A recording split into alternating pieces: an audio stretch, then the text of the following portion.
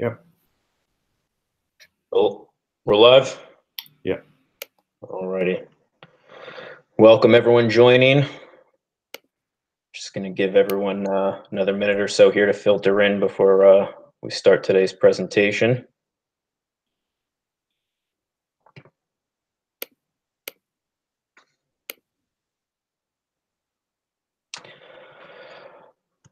All right, I'll get started here while we have some people jumping on. Good afternoon, good morning, depending on where you're joining us from. Hello to everyone, and thank you, wherever you're joining us from, for taking the time today. My name is Adam Novick, and I'm the Director of Client Solutions here at Patexia. Certainly appreciate everyone carving out the time to join us today. And for those of you who are going to be streaming this in the days and weeks to come, you have certainly already figured out that we're going to make this webinar available on the website, on our YouTube page, and we'll go ahead and link to it in our social media as well. Today, I'm going to be providing an overview of the 2018 IPR Intelligence Report. This is our second annual IPR Intelligence Report, and with this continued success of the community, we are certainly hoping that it's going to be an annual release for many years to come. We've spent the past few weeks reaching out to many of the companies, law firms, and attorneys in the community, and the feedback has been very positive.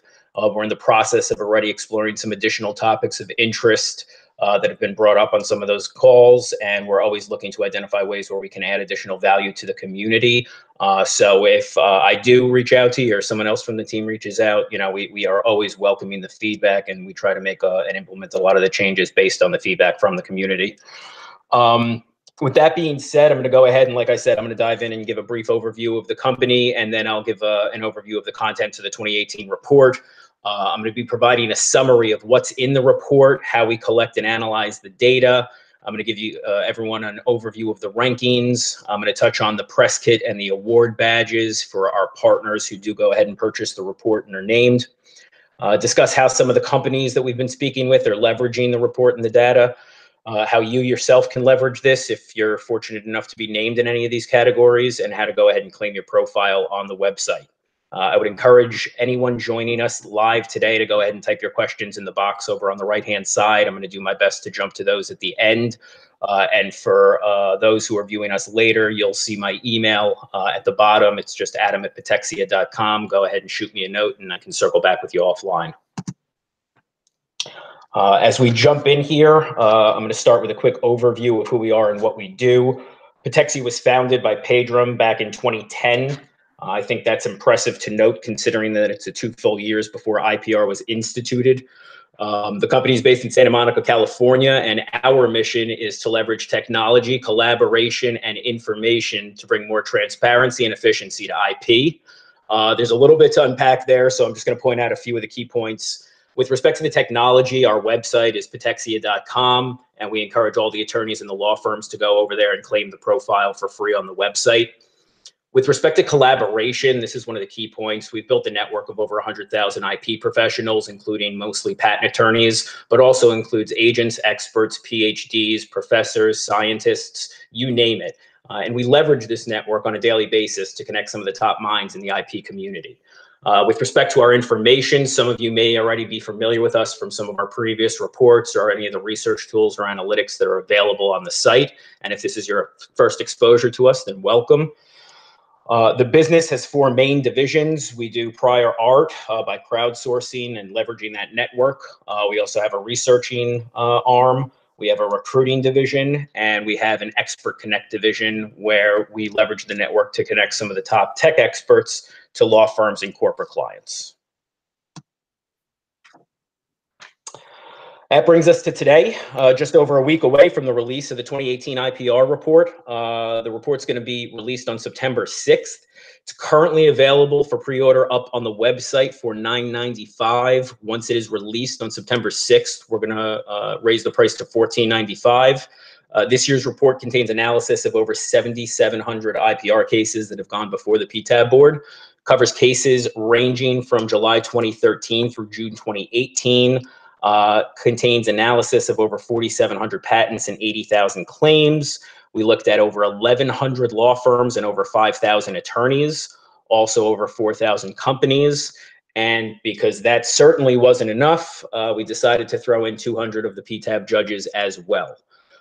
So that's all packed in here this year in the report. Let's talk for a minute about how we get all of this data. So our sources that we're pulling from include PTAB, PACER, and USPTO, all three of which we're pulling from directly. We then have self-reporting by the attorneys on the site. Now, I want to make a comment about this because it's come up in a lot of the calls I've had in the past few weeks. When the attorneys go ahead and self-report on the site, we do have someone from our data science team go in to check and make sure that the attorney is in fact listed on record for the case referenced. Once we have all of the data pulled into our system, we're going to be using a combination of natural language processing, machine learning, and human review. We're going to scrub and normalize the data. We can never guarantee 100% accuracy, but I can tell you that a lot of the conversations I've had in the past few weeks, I've had several attorneys mention to me that the stats and numbers they've seen through us have been more accurate than some other sources they've seen. That being said, we're always striving and making efforts on the back end to improve that process. It's actually one of our main initiatives this year is to work more closely with the business development and the marketing teams at the firms, making sure that we have the most current information, but we'll get to that later. Once we have all of the information cleaned up, we're going to go ahead and conduct the review and analysis, and the culmination will be the 2018 IPR report coming out next week. Most people agree when I tell them that we're only as good as the data we work with. They also typically have an understanding of the fact that it's an enormous undertaking trying to get the data into a usable format where it's normalized and where we can work with it to generate these types of rankings.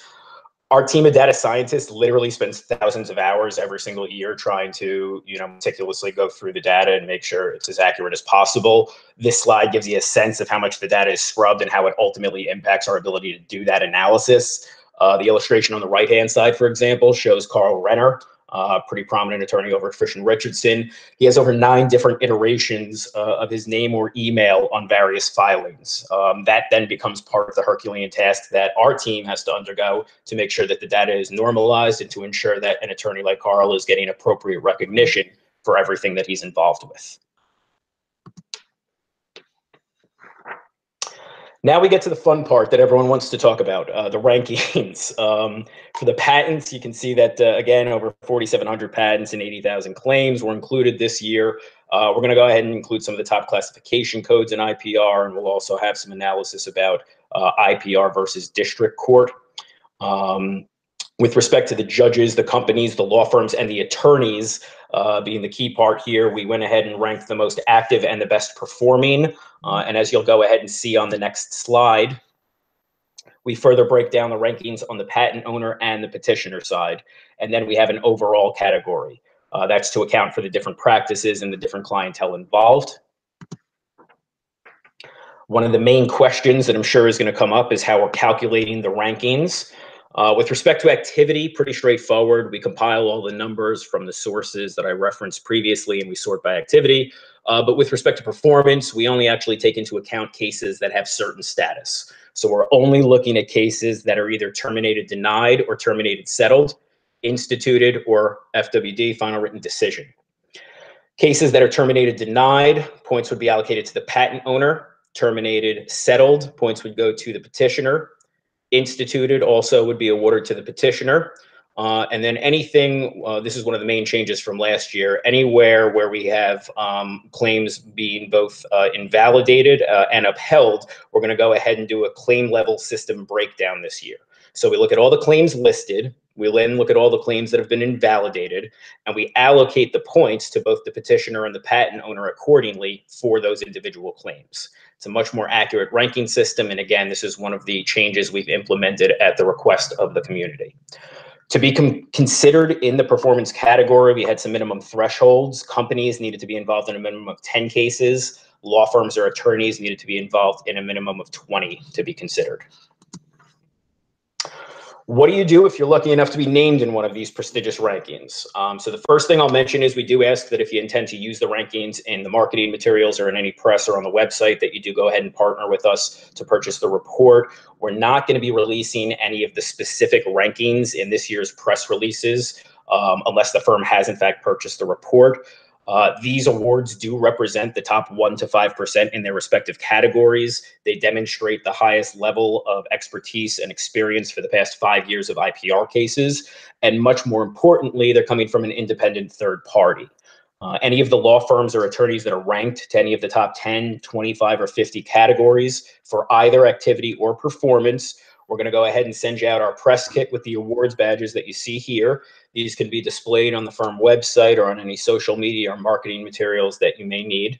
And again, for anyone who purchases the report, lucky enough to be named, we'll go ahead and send you the press kit with these award badges. And we can certainly work with the marketing and the business development teams to make sure that you're maximizing exposure for these accolades. How some different organizations are using this report. Again, I've spent the better part of the past month speaking with a lot of the people in the network that are kind of directly involved in the IPR process. With respect to the law firms, we'll start there. Main point that a lot of the law firms have brought up is the fact that IPR is only a few years old. There's a lot of competition amongst practice groups to secure the top talent, and there's really not a whole lot of third parties out there that are doing this type of data analysis and ranking. Nice benefit for the law firm is the fact that one purchase of the report gives the entire firm rights internally. You can certainly leverage your ranking to distinguish yourself from other firms.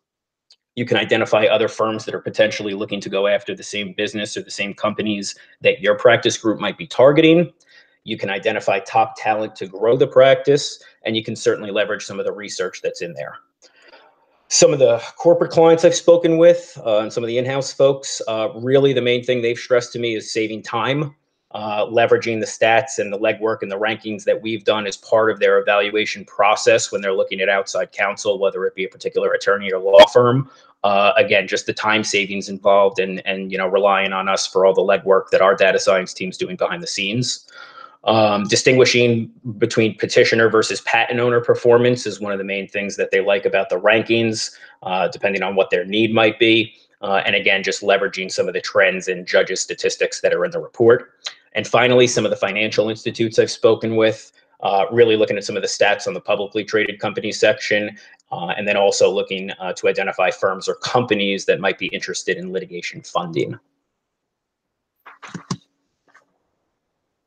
This slide outlines how you can leverage the rankings, again, displaying the awards badge on the website to demonstrate an independent third-party endorsement, leveraging it to gain credibility as the results are backed by the numbers. It's always key to point out over 1,100 law firms and over 5,000 attorneys were looked at this year. Building brand recognition and increasing visibility for the practice group. Certainly putting it up on social media. I can only imagine how many likes and shares everyone's going to get when this hits LinkedIn. So certainly looking to leverage it on the social media platforms and including this in any brochures, marketing materials, or sales pitches that you have to distinguish yourself from your competition. Just want to take this opportunity to quickly remind all the attorneys, please go to Patexia.com to claim the profiles there for free. Make sure all of your information is accurate. The same is going to go for all of our law firms. Please go to the site and claim the profile for free.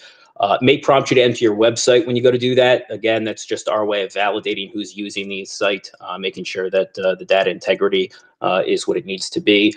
So again, we're not going to charge you. It's simply to confirm your identity. Any business development or marketing folks at the firms who would like to work with us to make sure they're maximizing the exposure, contact me. We can work with you to make sure that the law firm pages contain all the info you want displayed and to make sure that the attorney pages are always updated with the current case information. Quickly going to walk you through the process of claiming your profile. You simply go to Patexia.com and then under the Insights tab, you're going to select Attorneys and Agents. Simply enter your name.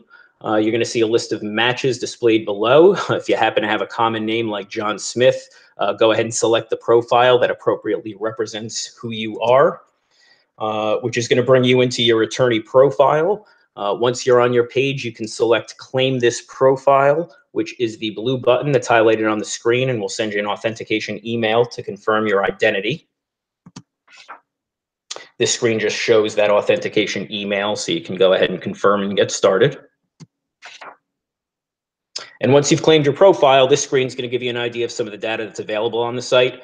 Again, for any of the business development or marketing folks that might be joining or watching this, you can contact me and I'll go ahead and get you set up with admin rights on the firm pages. Once the firm claims their profile, you can make sure that all your news, articles, and publications are uploaded to the Patexia profile so that the entire network has access to all your most current information. I mentioned our services earlier, but I did want to just leave you on this note. In addition to the 2018 IPR Intelligence Report, please think of us if we can assist you with any of your expert needs or any of your prior art needs.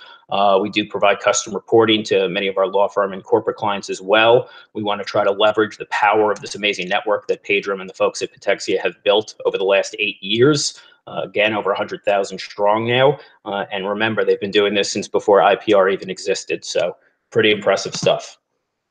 At this point, I'm going to go ahead and jump over to the YouTube page to see if we have any questions. But before I do that, I just want to thank everyone for attending the webinar today. Certainly hope that you see the value in the report this year. Again, it's going to be available for pre-sale up until September 6th when it's released for $9.95. Then it's going to be $14.95 after that. Feel free to email Pedram or myself with any questions or comments that you might have. And again, we appreciate the time and certainly welcome any feedback you might have. Hope the report adds some value to the practice. Hope you can leverage the rankings and the analysis. And again, we thank you for your time today. I'm going to go ahead and just jump over to the YouTube section now and see if we have any questions.